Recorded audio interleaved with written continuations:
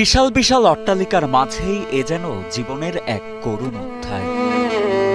কক্সবাজারের নাম শুনলেই যেখানে চোখে ভেসে ওঠে চাকচিক্যময় এক পর্যটন নগরী, সেখানে জীবন যে এমনও হয় এ দৃশ্য না দেখলে তা বোঝাই দায়। বেঁচে থাকা এখানে এতটাই কষ্টের যে সবার জায়গাটুকু ভাগ করে নিতে হয় রাস্তার কুকুরদের সাথে। মা বাপরা একটা বিয়ে করছে, আমরা এখানে থাকি, কুকুরের সাথে থাকি, এখানে মানুষের থেকে খুঁজে পালা খাই। বাবারটা বিয়ে করছে, মা একটা বিয়ে করছে, আমরা কি চোখে হয়ে গেছি, কত কত থাকি, যেখানে পয়লা থাকি, যেখানে পাই এখানে পয়লা থাকি, মানুষের দিলে খাই, না দিলে খাই না।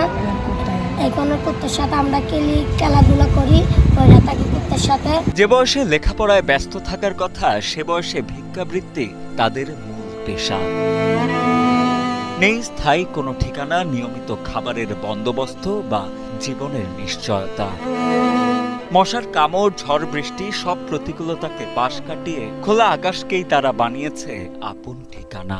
এগুলা খাই আমরা খিদা লাগে না, তার জন্য আমরা এগুলা খাই। কি কর্ম বাস চাইলে মানুষে বাদ দেয় না, কি করবো আমরা এগুলা খাই বাসে থাকি। পর্যটন নগরী কক্সবাজারের বিভিন্ন সড়কে হরহামেশাই চোখে পড়ে এমন করুণ দৃশ্য।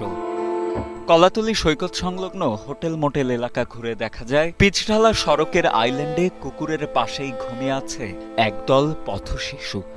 এসব পথশিশুদের অধিকাংশেরই নেই স্থায়ী কোনো ঠিকানা, বাসস্থান বা স্বজন পরিজন। পর্যটক বা পথচারীদের দেয়া খাবারে একবেলা পেটের ক্ষুধা মিটলেও অন্যবেলা তাদের থাকতে হয় অনাহারে। আর দিন শেষে খোলা আকাশের নিচেই কাটে পথশিশুদের মানবেতর জীবন। এমনকি ক্ষুধা নিবারণের জন্য বিভিন্ন ধরনের নেশাজাত দ্রব্যের দিকেও ঝুঁকে পড়ে এসব পথশিশুরা।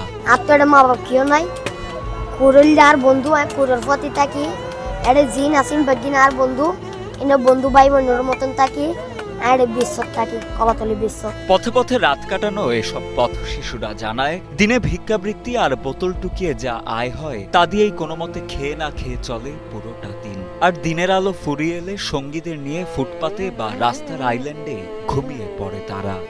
আমরা রাস্তায় থাকি, বোতল টুকা খাই। আমার মা বাপ নাই, মা একটা বিয়ে করছে, বাপ একটা বিয়ে করছে, আমরা রাস্তায় থাকি। আমার মা বাপ নাই, দিছে বাসার থেকে বাইর করে দিছে। আমরা কুকুরের সাথে খেলাধুলা করি আর কুন নিয়ে থাকি আর নাচ গান করি আর গান গাই বিচ্ছে। কেন আমার মা বাপ নাই, তার জন্য পড়ালেখা করতে পারি না। কিন্তু করুণে জীবনের প্রতি নেই তাদের কোনো অভিযোগ। নিজেদের সাধ্যমতো বিনোদনের খোরাক খুঁজে নেয় এসব পথশিশুরা। কখনো ঘন্টা চুক্তিতে অটোরিকশা ভাড়া করে সেই রিকশায় পুরো শহর ঘুরে, আবার কখনো বা নেচে গিয়ে রাত কাটায় তারা। জীবনের একরাশ অনিশ্চয়তার মাঝেও অবহেলিত এসব পথশিশুরা চোখে দেখে ঘুরে দাঁড়ানোর স্বপ্ন। সরকারি সহযোগিতা পেলে লেখাপড়া করে প্রতিষ্ঠিত হতে চায় তারা।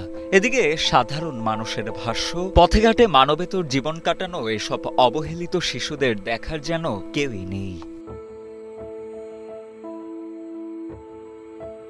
সমাজসেবায় নিয়োজিত সংশ্লিষ্ট কর্তৃপক্ষকে এগিয়ে আসার আহ্বান জানান তারা।